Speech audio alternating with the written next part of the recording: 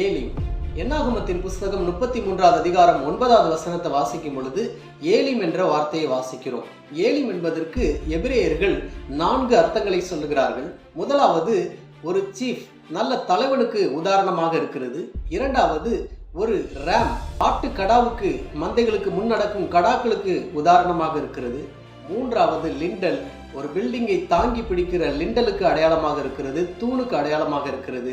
நான்காவது, okay tree, ஒரு பெரிய கருவாளி மரத்தை போல உயர்ந்து காணப்பட வேண்டும். ஏலிம் என்றால் க்ளோஸ் ரிலேட்டட் வித் மினிஸ்ட்ரி, ஊழியத்தோடு மிகுந்த நெருங்கிய தொடர்புள்ளதுதான் இந்த ஏலிம்.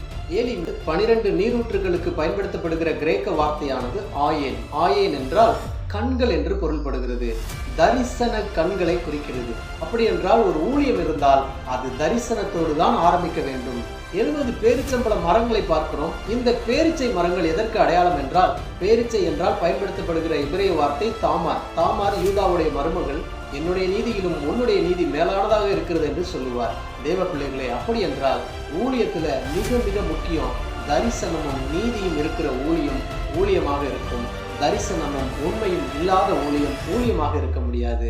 நாம் அனைவரும் கர்த்தருக்காக ஊழியம் செய்வோம், தரிசனத்தோடு ஊழியம் செய்வோம், தரிசனம் உள்ள பகுதியில் ஊழியம் செய்வோம். God bless you.